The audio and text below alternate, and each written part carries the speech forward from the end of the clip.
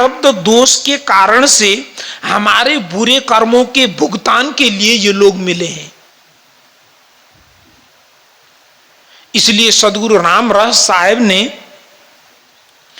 फेर परा नहीं तत्व में नहीं इंद्रिन के माई, फेर परा कुछ बूझ में सो निर्वारे हो नाई। एक ज्ञानी पुरुष, एक साधक व्यक्ति की स्थिति और एक सामान्य व्यक्ति की जो एक धारणा है, एक स्थिति है, उसका चिंतन करते हुए उन्होंने कहा कि मूलतः तत्वों में कोई अंतर नहीं। जो भी ज्ञानी होंगे, समझदार होंगे, उन सभी के शरीर में 5 तत्व ही प्रकृति है, 6 नहीं है कि इसलिए वो ज्ञानी है या शांत है या विषम परिस्थिति में भी अपने आप को संभाल सकते हैं। आत्मनियंत्रण की भावना जिसमें प्रबल हो तो उसमें 6 तत्व नहीं होते, 5 ही होते। या कर्मेंद्रिय और ज्ञानेंद्रियां भी वही हैं, अलग नहीं है, परंतु अलग है तो क्या है, फेर परा कुछ बूझ में सो निर्वार्यो नाई। अंतर यह पड़ गया, जो सदगुरु संतजनों के भक्ति से विमुख, सद्ज्ञान से रहित लोग होंगे, थोड़े से विपरीत परिस्थिति के लोग जब मिल जाएंगे तो बुरी तरह चिढ़ जाएंगे, वो चटक जाएंगे, फिर भटक भी जाएंगे। परंतु जिन्हें समझदारी है, हमसे बैठे,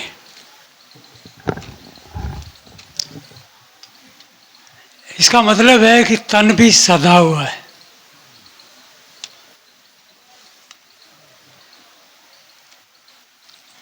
बैठना चाहिए, बैठने के लिए सारे काम हैं। ऐसा हो जाए तब बैठूंगा, इतना हो जाए तब बैठूंगा, इतना बन जाए तब आराम करूंगा। बैठने का मतलब है आराम करना। समझने होने से आराम का तो नाम नहीं, एक दिन जा राम हो जाती। सभी जाते हैं ना, ढंग नहीं आया। जीवन अपना है, सभी का अपना अपना है। क्या बेटा क्या बाप। श्री पलटू साहब कहते हैं कि पप्पा पाप ने कीजिए, न्यारे रहिए आप। जो करसी सो भोगसी, क्या बेटा क्या बाप। ये साझे की खेती नहीं है। ये आपस में जो संबंध हम बनाए बैठे हैं, कोई यूं ही नहीं आता जाता है, कोई यूं ही नहीं लुभाता। कुछ है पुराना नाता, कुछ है। इसे संत महात्मा हमें घुमा घुमा के अपनी बातों से समझाते। तो हम सब ने इतना ही करना है, किसी के साथ उलझो मत। पहली बात, उलझन को सुलझाने के लिए जीवन मिला है। उलझोगे उलझे रह जाओगे। हमारे जीवन का दूसरा कोई मालिक नहीं। सारी बातों का निचोड़ इतना ही तो है। आदमी काम की बातें कम करता है, बेकाम की बातें करता ही रहता है।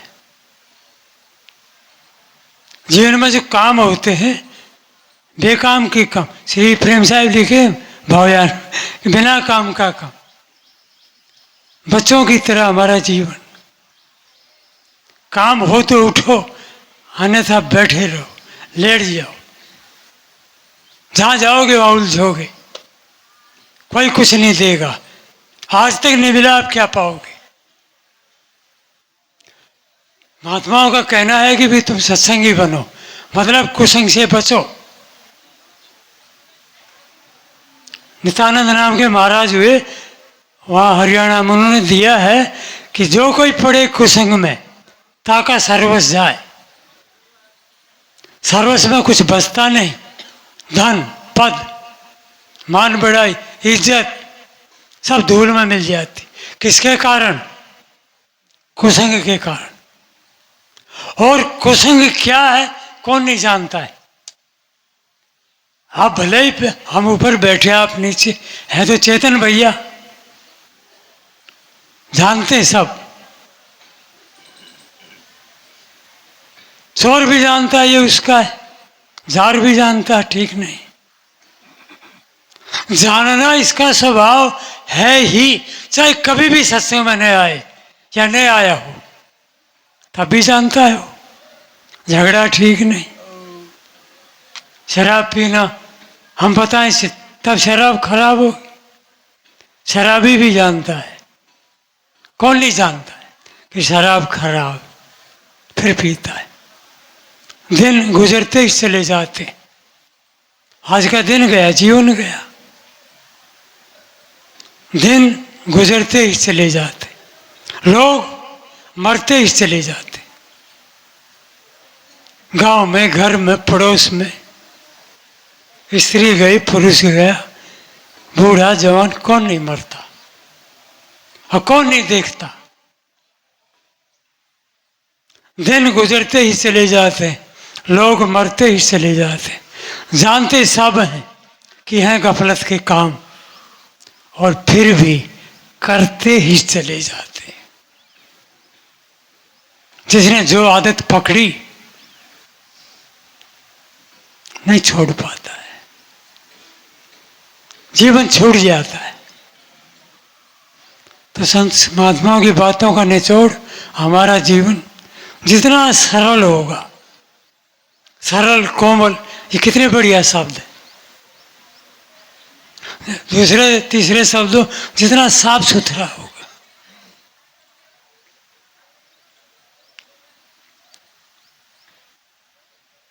हमारा ही तो जीवन है, अपने जीवन को हम ही ठीक नहीं करें तो दूसरा किसको कहोगे। तो बेमतलब की बातों में मत पड़ना। जब तक आश्रम में रहो, अपने घर में भी प्रेम पूर्वक, जीवन अपने हाथ में है। संत महात्माओं का बार बार कहना है कि ये बाजी आपकी है, जीत चलो चाहे हारो।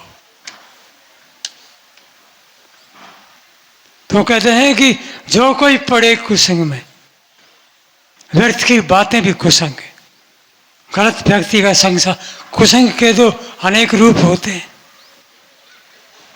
उनका पूरा दुआ है कि जो कोई पड़े कुसंग में, ताका सर्वस जाए, नित्यानंद सत्संग बिन सब कोई पछताए।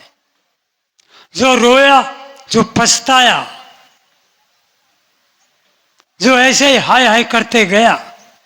सदगुरु कबीर साहब का तो ऐसा कोई माई का लाल मिला नहीं जो चिल्लाता न मिला हो।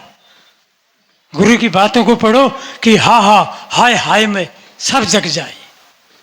लंदन, रूस, भारत, किसी एक देश का नाम नहीं, पूरा जग का नाम लिया है।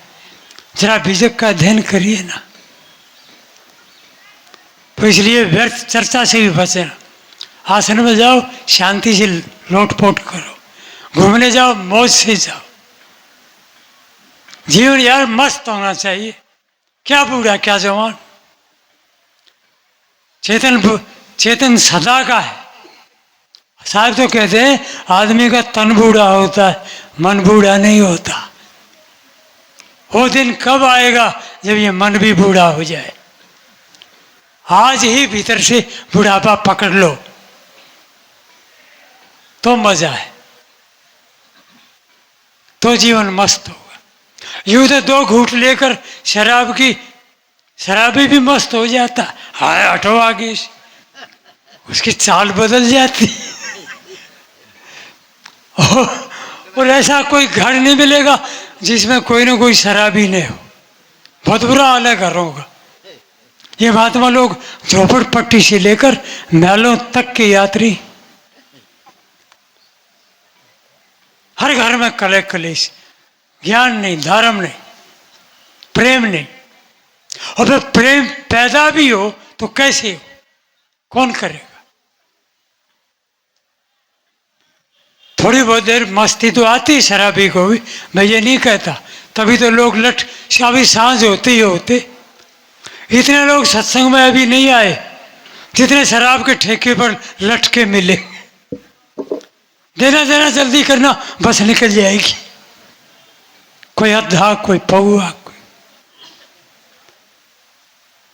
और सारे नशे जहर। इतनी बात याद करो कि जहर भी पीना चाहें और आराम से भी जीना चाहें, दोनों बातें एक साथ नहीं हो सकती। अब वो भीत पकड़ पकड़ के चलता है नशे में, वो कोई मस्ती है क्या? वो कोई ढंग है क्या? उसको भी कहते हैं कि भाई भाई मस्त हो जाता है। वो कोई क्या मस्त है यार? किसी ने कल्पना की है कि कोई सुरा में मस्त है। दो बातें सुनो फिर उठो। कोई सुरा में मस्त है, कोई सुंदरी में आसक्त है। कितने लोग चुटकी बजा लेते, भीतर बड़ा मजा आ गया। कोई सीटी मार के चिल्ला गया किसी जाति को देखकर, जाति को देखकर। यही है लड़का लड़की, स्त्री पुरुष, कभी बाजार कभी घर, इस तरह का व्यवहार जुड़ा हुआ है। जीव का संबंध है तो ये सारे कारनामे होते रहते। जब तक जीव शरीर में तब लग सब व्यवहार, सबके जीवन में व्यवहार है। उसका बर्ताव का ढंग आना चाहिए, तब सुख होगा। कोई सुरा में मस्त है, कोई सुंदरी में आसक्त है। याद रखो, कोई बिरला विवेकी है जो अपने आप में मस्त है। आप भी इस मस्ती का लाभ लो। ज्यादा बोलना बंद करो। बड़बड़ाना कोई काम का नहीं होता है। काम की बात हो तो करो, नहीं तो ना। झगड़े के बारे में महात्मा एक कथा सुनाते हैं, अभी सुनाई देता हूँ, 2 मिनट की है। दो पति पत्नी झगड़ते, रोज झगड़ते, पड़ोसी भी उब गए। पड़ोसियों ने चर्चा दूसरे पड़ोसी की, चर्चा करते करते आग की तरह बात फैल गई पूरे गांव कि यार ये क्या रोज झगड़ते हैं। गांव के लोग बोले भी रोज तो नहीं झगड़ना चाहिए। कहा पता नहीं भाई, हम तो पड़ोस छोड़ के हटेंगे, ठीक नहीं। ये बात ठीक है, झगड़ा हमारे घर भी होता है, किसी घर में नहीं होता, इनके यहाँ तो रोज होता है। तो गांव के 4 से बुद्धिमान लोगों ने सोचा कि चलो समझाते हैं चल के। पहुंचे घर, इकट्ठे होके गए थे। उन्होंने गांव के लोगों को देख कर आओ राम राम चाचा ताऊ कहा, खाट बैठने का कुछ पीढ़ा दिया, बैठ गए। कहा भैया एक बात पूछने के लिए आए। हम ये नहीं कहते कि हमारे घर में कभी विवाद नहीं होता, कभी कलह नहीं, कभी झगड़ा नहीं, होता है। लेकिन हमने सुना है कि तुम्हारे घर में झगड़ा रोज होता है। रोज झगड़ा किस बात का भाई? अब ये बात सुनने की है। उसने कहा जी ज्यादा बड़ी बात नहीं है। पत्नी आगे बढ़ के बोली गांव वालों से, कही क्या है? कहा मैं अपना बेटा को डॉक्टर बनाना चाहती हूं। डॉक्टर कहा भी सोच तो बढ़िया है, इसमें झगड़ा की क्या बात है? पति बोला यही तो झगड़ा है। क्या झगड़ा? कहा मैं अपने बेटे को वकील बनाना चाहता हूं, ये कहती है मैं डॉक्टर बनाऊंगी। डॉक्टर ज्यादा कमाता है, कोई ना कोई मुर्दा जिंदा आता ही रहता है, इंजेक्शन लगाएगा पैसा बनेगा।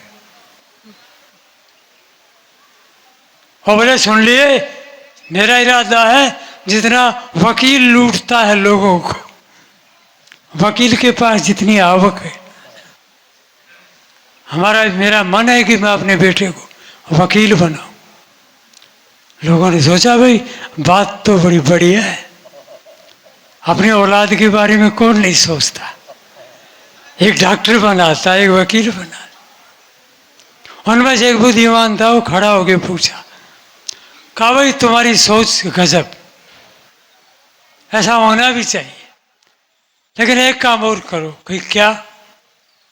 वो लड़के से और पूछ लेते हैं, उसको तो बुलाओ कि उसका क्या इरादा है, फिर तस्वीर साफ हो जाए। दोनों एक साथ खड़े हो गए। कहा नहीं, अभी अभी लड़का तो पैदा ही नहीं हुआ है।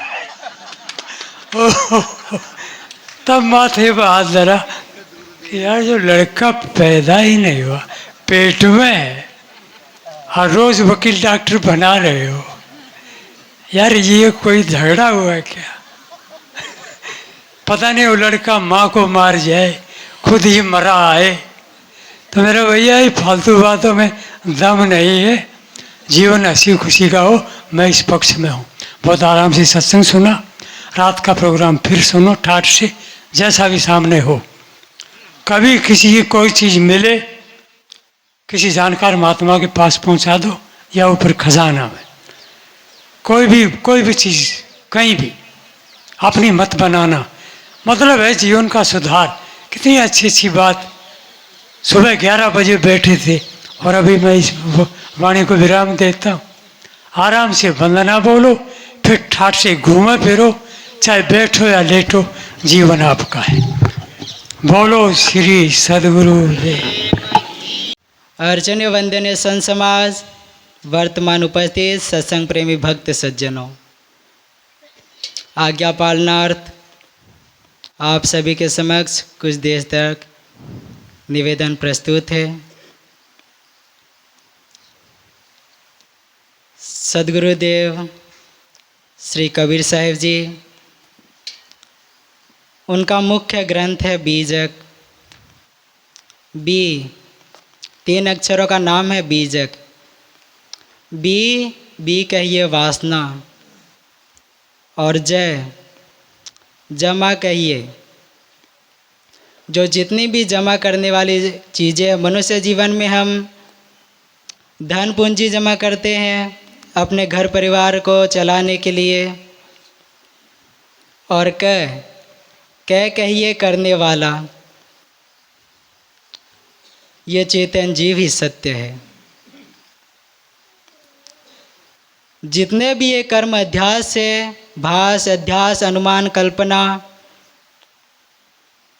इनमें फंसने वाला ये चेतन जीव है। चेतन जीव स्वतंत्र है, सबको जानने वाला है, सबको जानता तो है, लेकिन वो खुद को नहीं जान पा रहा है। वाह भैया। क्योंकि मनुष्य जीवन में आकर के ये अन्य चीज़ों में इतना उलझ जाता है कि उसे अपने आप को जानने के लिए समय नहीं मिल पाता है कि मैं सत्य हूँ, सबको जानने वाला मैं चेतन जीव हूँ, अजर अमर अखंड हूँ। ऐसा नहीं जान पाता है। सत्य किसी और को जान पाता है कि वही मेरा कर्ता धर्ता है। कहाँ मानता है? ऊपर स्वर्ग लोक में मानता है।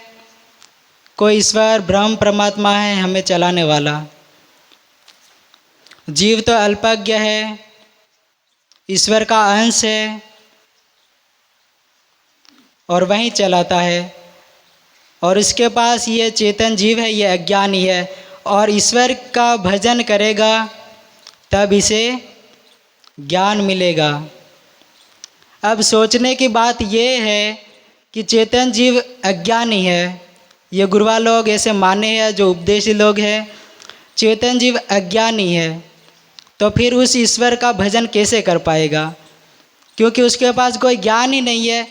और जब तक उसके पास ज्ञान नहीं होगा तो वो भजन किसका करेगा और किस प्रकार का करेगा? जिसके पास कोई ज्ञान होगा वहीं तो भजन कर पाएगा। चेतन जीव को अल्पज्ञ माना है, और जो ईश्वर है वो ज्ञानाकार है, मायापति है, ऐसा माना है उन्होंने। और ऐसा मान करके संसार के अबोधी जीवों को वही उपदेश दे दे करके भुला देते हैं। और इसी भूल में ये संसार के अबोधी जीव भूलते चले आ रहे हैं। और ये भूल आज की नहीं, अनादि की है। जैसे जैसे पहले ज़माने में परंपराएं चली आई, उसी परंपराओं को मानते मानते आज भी वही लोग मानते चले आ रहे हैं। तो ये चेतन जीव अनादि है, और अनादि कहिए जिसका कोई कर्ता धर्ता नहीं हो उसे अनादि कहा जाता है। 5 तत्व पृथ्वी, जल, तेज, वायु, आकाश, और ये 6वां चेतन जीव। मानने में तो मात्र 4 ही तत्व है और 5वां ये चेतन जीव। जो आकाश माना है तत्व वो समझाने के लिए संत गुरुजनों ने बताया है, लेकिन आकाश कोई तत्व नहीं है। आकाश पोल खगोल जो खाली जगह है उसे आकाश कहा गया है, और ये 5वां ये चेतन जीव। लेकिन ये चेतन जीव इन्हीं 5 तत्वों की पूजा करने में लग जाता है, कभी पृथ्वी की पूजा करने में लग जाता है, कई प्रकार के कोई भी पत्थर उठा उठा करके लगा दो कहीं पर और उसको रंग दो थोड़ा लाल रंग से, बस उसी में पूजा करनी शुरू कर देंगे लोग। और ये लोग कई ऐसे पारखी संत गुरुजन भक्त सज्जन रहे, इन्होंने कई जनों ने परीक्षण करके देख लिया है कि वास्तव में ऐसा होता है, तो वास्तव में ऐसा ही होता है।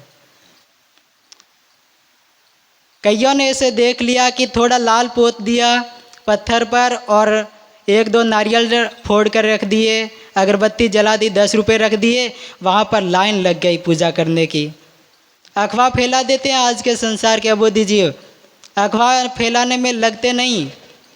अभी अभी एक वीडियो आया था जिसमें एक मंदिर था बड़ा, और किसी ने अफवाह फैला दी कि यहाँ पर जितना भी पानी गिरता है वो यहाँ पर वो जो बाबा जी है उसके चरण धोते हैं, तो वहीं पानी यहाँ पर नीचे गिरता है।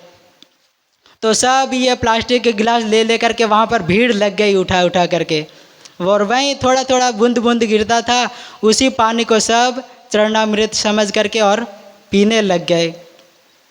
अब किसी ने बहुत सारे थे वीडियो शूटिंग वाले, आजकल तो काफ़ी जने रहते हैं। देखो अपने साहेब जी ये वीडियो रिकॉर्ड करने वाले कहाँ से कहाँ एक जगह से दूसरी जगह पर पहुंचा देते हैं बातें। तो इसी प्रकार जो मीडिया वाले थे उन्होंने देखा कि ये पानी कहाँ से आ रहा था, तो उन्होंने देखा कि जो एसी का पानी है, जो एसी लगी हुई है, और वो एसी का पानी उस नल से बाहर निकल रहा था, और उस पानी को वो चरणामृत समझ करके और सब पी रहे थे। कितनी अज्ञानता की बात है ये। मनुष्य इतना समझदार होते हुए भी बहुत भोला बना हुआ है, अज्ञानी बना हुआ है। संत गुरुजन इसीलिए कहते हैं कि इस अज्ञानता से बाहर निकलिए, क्योंकि ये मनुष्य जीवन है, ये कर्म भूमिका है। कर्म भूमिका और भोग भूमिका इस दोनों में है, क्योंकि इस मनुष्य जीवन में हम अच्छे कर्म करते हैं, सदाचार, सद्विचार, सद्भक्ति, सद्भाव, ऐसे अच्छे कर्म करते हैं। और भोग खाने जो मनुष्य खाने में किए हुए भोग हैं, जो बाकी रह गए भोगने, जो मनुष्य जीवन में हमें कई बार भोगने पड़ते हैं। बुखार आ जाता है, कोई चोट लग जाती है, और कोई ऐसे ऐसे रोग होते हैं भोग खाने के जो दवाई लेने पर भी ख़त्म नहीं होते हैं। इसलिए ये मनुष्य जीवन है, ये कर्म भूमिका भी है और भोग भूमिका भी है। यहाँ पर नए कर्म बना करके हम अपने जीवन को अच्छा भी बना सकते हैं और बुरे कर्म करके और बुरे भी बना सकते हैं, क्योंकि ये मनुष्य जीवन है, ये स्वतंत्र भूमिका है। संत गुरुजनों के शरण में जा कर के हम अपने आप को जाने कि मैं चेतन जीव अजर अमर अखंड नित्य स्वयं स्वरूप चेतन जीव सत्य हूँ। और ये चेतन जीव एक नहीं अनेक है, और जितने भी घट है उन सब में एक एक चेतन जीव है। लेकिन ये अज्ञानतावश भूला हुआ है, भास अध्यास अनुमान कल्पना इसमें सब फंस गए हैं। सदगुरुदेव कहते हैं रतन का जतन करो माड़ी का सिंगार, आया कबीरा फिर गया झूठा है अहंकार। अहंकार में पड़ गया है, घर का अहंकार, ज्ञान का अभिमान, पैसों का अभिमान, इस अभिमान पे पड़ कर के और ये सत्संग में जाना भूल गया। सत्संग सत कहिए जिसका 3 काल 3 अवस्था में नाश नहीं होता हो, और संग कहिए जो नीर क्षीर विवेकी पार की संत गुरुजन हो। नीर क्षीर का करे विवेका, कहें कबीर सोई जन मेरा। सदगुरु श्री कबीर साहिब जी ने हंस की उपमा दी है, जो हंस पक्षी है, वो तो भोग खाने का जीव है। उसकी चोंच में ऐसी एक विशेषता है कि जो कहीं उसको दूध या मलाई दे दो तो उसमें से दूध दो तो उठा लेगा और पानी को छोड़ देगा। वो तो उसकी विशेषता रही, वो ऐसा पक्षी है, तो उसके चोंच में खट्टापन रहता है जिस कारण ऐसा होता है। लेकिन जितने भी सद्गुरुदेव दृष्टांत और ऐसे रूपक जैसे कहानी वगैरह बताते हैं वो मनुष्य को समझाने के लिए ही कहते हैं। तो यहाँ पर जो हंस है वो पारखी संत गुरुजन है। जो हंस दूध जो जड़ चेतन का अलग अलग भेद परखाए हमें कि जड़ जिसमें ज्ञान गुण ना हो और चेतन जिसमें ज्ञान गुण हो, पारक ज्ञान हो। इस प्रकार संत गुरुजन होते हैं वो निर्क्षीर जो जड़ और चेतन का अलग अलग निर्णय करके हमें अच्छी तरह से परखाए। निर्क्षीर का करे विवेका कहे कबीर सोई जन मेरा। सद्गुरुदेव कहते हैं कि वही मेरा अनुयायी है जो निर्क्षीर का करे विवेका, जो सद्गुण हो, सदाचार हो, सद्भक्ति हो, सद्भाव हो, अष्ट महासद्गुण सत्य, विचार, शील, दया, धैर्य, विवेक, वैराग्य, गुरु भक्ति, यह हंस भूमिका है अष्ट महासद्गुण, इनको ग्रहण करे और जितने भी ये गलत काम है, कुकर्म है, जिससे हमारा अंतःकरण गंदा होता हो, इनसे अलग हो करके और अपने आप में ठहर जाए, वही मेरा अनुयायी है। इसलिए पारखी संतों के संगत में लग करके और यथार्थ बोध जो सत्य न्याय निर्णय का बोध है उसे जान करके और सर्व बंधनों से अलग हो करके हम इस बंधनों से दूर हो अपने आप का कल्याण करें। क्योंकि संतों के सेवा से हमारा अंतःकरण शुद्ध होता है और गुरुदेव की पूजा से हमारा मन पवित्र होता है। इसलिए अपने आप का कल्याण करें पारखी संतों के संगत में जा कर के, क्योंकि यही एक ऐसी भूमिका है जहाँ हम अपने आप को परख सकते हैं, जान सकते हैं। इन्हीं वचनों के साथ मैं अपनी वाणी को विराम देता हूँ। बोलिए श्री सद्गुरुदेव की जय। एक विशेष सूचना है, अपने गुजरात में एक मंदिर है जिसमें 38वां कार्यक्रम है। श्री कबीर बोध प्रकाश मंदिर कोहिवा गुजरात, जहाँ पर श्री भीतर साहिब जी का आश्रम है। आप सभी तो जानते ही होंगे काफ़ी लोग, तो आप सभी के लिए आमंत्रण है। आप सभी अपने जितने यहाँ पर हुए हैं उससे डबल वहाँ पर हो जाओ तो कोई दिक्कत नहीं, क्योंकि सभी के लिए है। वहाँ पर भी संत गुरुजन आएंगे। वर्तमान आचार्य सदगुरु श्री महान साहिब जी वहाँ पर पधारेंगे अपने संत मंडली के साथ और हमें यथार्थ बोध कराएंगे। तो आप सभी आमंत्रण है। तारीख है 13 जनवरी 2025, पौष सुद पूनम है। तो आप सभी आमंत्रण है, अपने सह परिवार के साथ पधार करके और सत्संग का लाभ ले। बोलिए श्री सद्गुरुदेव की